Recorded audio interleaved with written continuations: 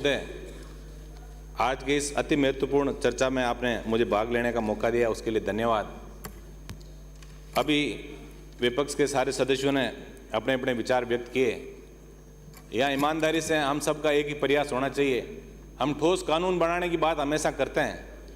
कानून हर क्षेत्र में बड़े ठोस बने हुए हैं, लेकिन उन कानूनों का एग्जीक्यूशन कैसे हो, यदि किसी ने एग्जीक्यूशन नहीं किया तो उस अधिकारी पे क्या कार्रवाई करने की प्रक्रिया हो, इन सब बातों का जब तक हम ईमानदारी से विश्लेषण नहीं करेंगे। मैं हमेशा देखता आया हूँ कि जब सत्ता पक्ष की बात होती है तब ये लोग कहते हैं उत्तर प्रदेश में क्या हुआ, झारखंड में क्या हुआ, गुजरात में क्या हुआ। जब इधर से बोलने की बारी आती है तब ये कहते हैं उत्तर प्रदेश में ऐसा हो गया।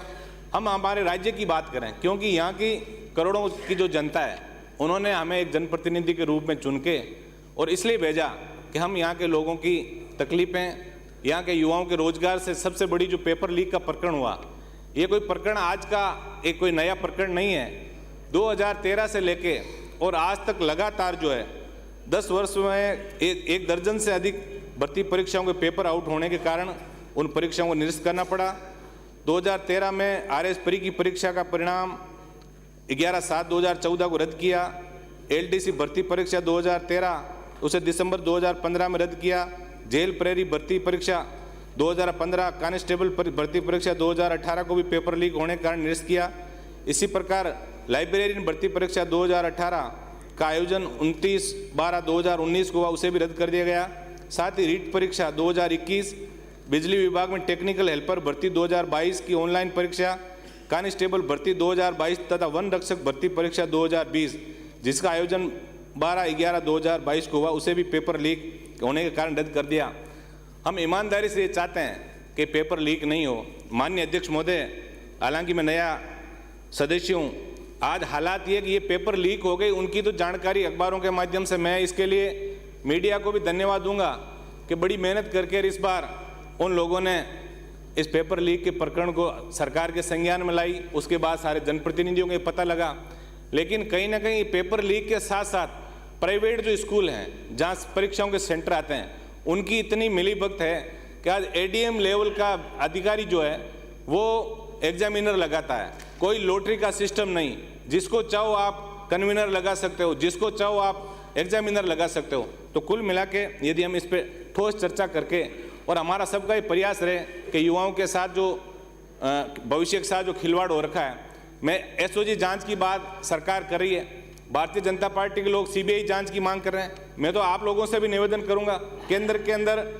अंदर आपका शासन है, आप राज्यपाल महोदय से एक चिट्ठी भिजवाइए कि कानून व्यवस्था ठीक नहीं है प्रदेश में पेपर लीक हो रहे हैं, आप CBI जांच कराइए। यदि सरकार नहीं कराती तो हम सब ईमानदारी से मिलके न्यायपालिका का दरवाजा खटखटा के भी इसकी जांच CBI से करा सकते हैं। SOG की यदि हम बात करें तो पूर्ववर्ती भारतीय जनता पार्टी शासन में भी इस बात को भी हमें स्वीकार करना पड़ेगा। हमें ये मादा पैदा करना पड़ेगा इस पवित्र सदन के अंदर कि हम सच सुनने और सच बोलने का मादा पैदा करें।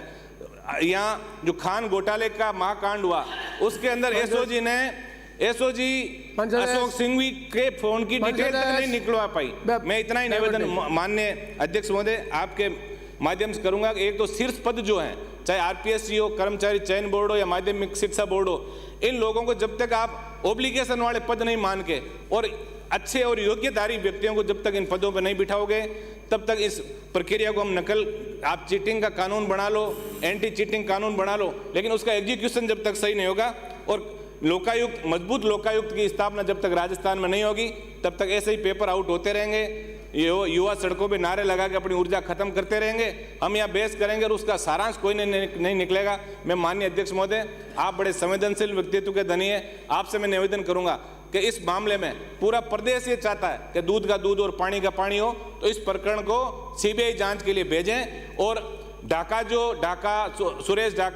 सुरेश बिश्नोई और ये भजनलाल के तार, कैसे एक पंजाब कैडर का व्यक्ति उसको यहाँ कौन लेकर आया CMO के अंदर, और CMO तक जो तार उसके ढाका के जुड़े हैं, पूरे प्रकरण की जांच करा के सारी परतें खोलकर दोषी व्यक्ति चाहे कितना ही बड़ा हो, चाहे ब्यूरोक्रेट हो, चाहे नेता हो, उसको जेल की सलाखों के पीछे भेजने का आप आदेश फरमावें। धन्यवाद। जय हिंद।